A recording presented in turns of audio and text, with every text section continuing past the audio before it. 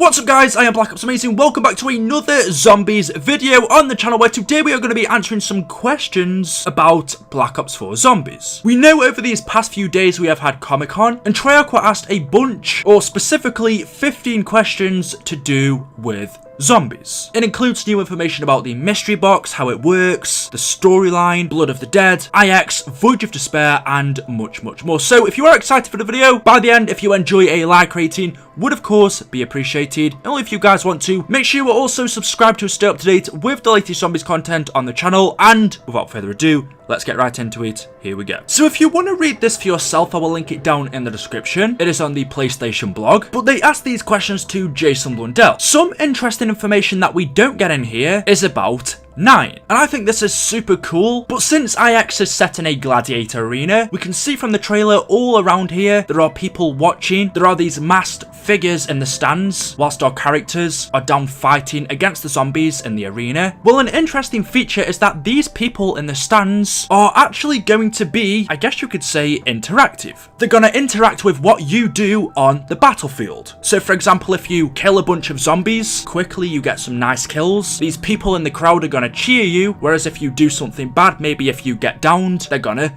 boo you. They're gonna jeer, maybe they do gestures like thumbs down, I'm not sure. But the crowd isn't just gonna stand there, it's actually gonna be part of the gameplay. Maybe at one time they'll scream for the lions to be let out, and so that's what happens, we come up against them. And also it's the fact that this map is set in the daytime. We very rarely have had a zombies map that is set during the day, but most of our zombies maps, including the Titanic one and Blood of the Dead, are set at night. So this one's going to be quite a bit different to ones we've had so far. So the first question that Jason Blundell was asked was if there's any plans to reintroduce classic weapons from past games to zombies, or will the arsenal just stick with existing BO4 weapons? And what Jason replies with is, as with previous games, the arsenal will largely be drawn from other game modes, but there will be some unique additions made as the season progresses. So what he's basically saying is BO4 zombies will take the weapons from multiplayer. I was almost going to say the campaign as well then, but there isn't one. So as always, the weapons are taken from multiplayer into zombies, but he is saying later on down the line for DLC, they will more than likely add in unique, maybe older weapons just for zombies. So that's interesting, but nothing really new. The second question was, do the perk vapors function exactly like perks do, or are they going to function in a new way? And he said the biggest change to the perk functionality comes down to the customization. In Black Ops 4 Zombies, players will be able to choose the perks that they want available at each of the altar locations prior to starting the game. This will present some interesting strategies, particularly when it comes to co-op. So we kind of knew already that the perk system is going to be different in Black Ops 4. We are not going to be getting perk machines like it was in the old storyline, because it wouldn't make sense in our new storyline. Instead,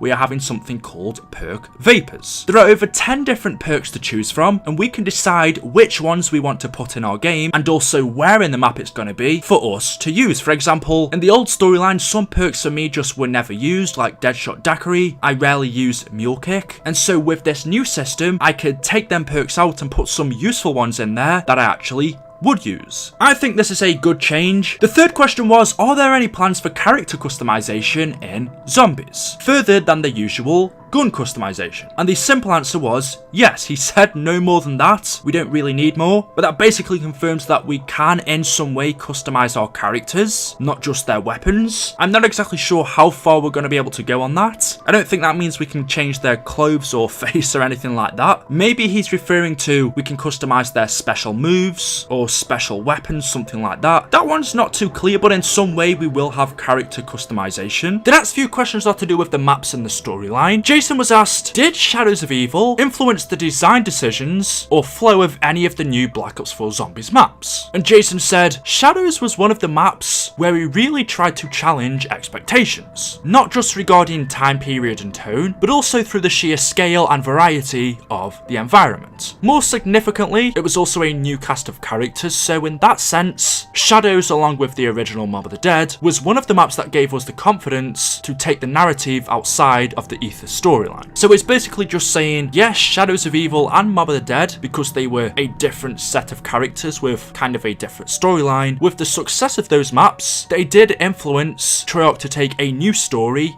in BO4. He was then asked, with Voyage of Despair, how does the setting and time period fit into the overall zombies mythos? It seems like quite a departure. And the answer was, I think that's what's fun about where we are now with BO4 zombies. We're no longer confined to war-torn environments and grizzled soldiers. We can look at other places and events from history and scratch beneath the surface to explore ancient myths and legends in addition to the more modern ones. The next question was about 9, and it reads, probably the biggest departure we could imagine for a zombies map. How did the concept of IX come together? And he said, again, it's about moving away from traditional battle locations and into something visually exciting that we've never really explored before. Aesthetics aside, there are of course significant narrative reasons why the characters are there and what the experience will mean for their individual journeys and for the story as a whole. So there's nothing really too new in those questions. The next one says, and we already knew this, but it says, is the new storyline fully disconnected from the Ether storyline?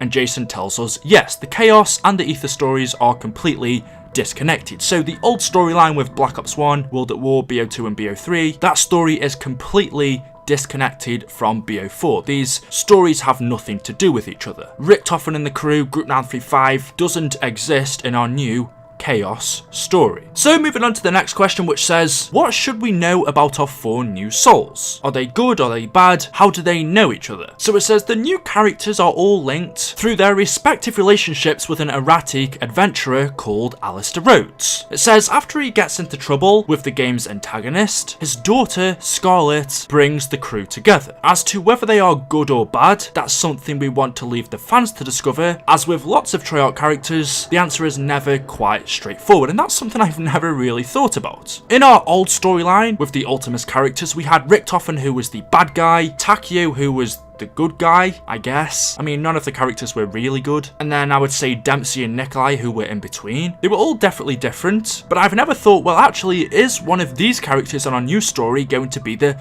bad guy? I do kind of want one of them to be like Richtofen. But anyway, moving on, the next question says, what are the differences between Mob of the Dead and Blood of the Dead? And Jason says, aside from being a very different story, one that fills a specific gap in the Ether timeline, the environment has been significantly expanded with all new Easter eggs and quests, so whilst players will encounter elements familiar from the original Mob, they won't have too much of an advantage when it comes to surviving and uncovering the level's secrets. So that's interesting because he says that Blood of the Dead fills a specific gap in our Ether timeline. We know there are gaps that Treyarch haven't filled in. We don't know exactly when Blood of the Dead takes place. From the intro cutscene, we can see that they are here to collect the blood vials, so it looks like it's in between those maps, Zetsubo Oshima and Garad Karovi, but it's clearly not at that time when we went there in game, because they don't return to Zetsubo, they're actually trapped in Mob. So it does look like it takes place in between that time, but it's not at that time. It's kind of difficult to explain. He also says the map is bigger than Mob of the Dead, which we knew. There's going to be new areas for us to explore. There's a new Easter egg, new quests, and I'm super excited to find out what they're going to be. The next question Jason was asked was, the mystery box is a classic zombies trope. Will it see any new wrinkles for Black Ops 4? And he said, yes. One example I can mention is that it's now possible to decline taking a weapon from the box, but you can offer your teammates the opportunity to take it instead. So that's interesting because the mystery box has always been the same throughout zombies. There's really nothing to it. You open it, you get a random weapon, and you can either take it or not. But this time you can actually decline your weapon if you don't want it, and then your teammate can get it if he wants instead. So that was something we couldn't do before. If you rolled the mystery box, only you could take that weapon, even if you didn't want it, and you just left it to roll again. No one else could have got it. So now your teammates can get weapons that you don't want, that you've paid for. He does say this is only one example, so I'm imagining there's maybe another function to the box that we don't know of yet. The next question was, Voyage of Despair seems to introduce class-based characters for the first time. How do the 4 different characters stack up? What are their strengths and weaknesses? And he says they're not classes as such, as the characters are capable of the same physical actions and weapon handling, so their differences really come to the personalities and role in the overall story. So we really didn't learn anything there. The next question was, on a similar note, will we see new enemy types that play off the different character abilities? And Jason said defeating the new enemy types will indeed require different strategies, but those strategies relate to actual weapon weapons being used, rather than the characters wielding them. Again, just showing that the characters aren't class-based. The next question was kind of a stupid one, but it says, are the denizens returning in Blood of the Dead? And he said, no denizens, thanks to Ted. They all got run over by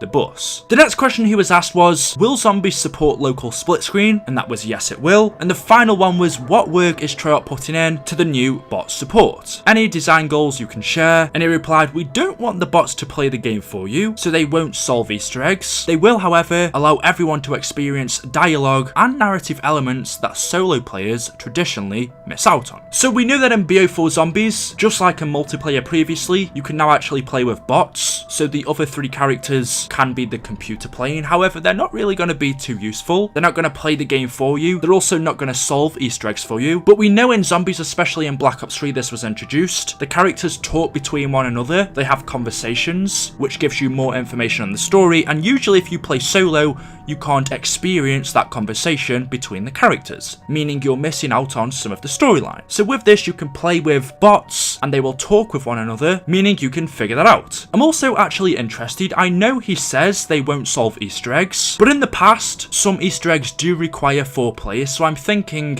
can you use these bots to now do an Easter egg that requires 4 players? So you can basically do it on your own, just with bots. He does say they won't solve the Easter egg, but he doesn't mention they won't assist. So you could do the main parts and they just help you out whenever it requires 4 players. Maybe you have to stand on something all at the same time, and the bots can do that when it comes to that stage. I don't know. Although I am kind of hoping they introduce that feature, because I know a lot of people would love to do Easter eggs solo. Anyway guys, that is it for today's video. As always, hopefully you have enjoyed. If you have, you know what to do. Drop a like rating if you haven't already. Make sure you are subscribed to stay up to date with the latest Zombies videos on the channel, and I will see you all in the next one. Until then, goodbye.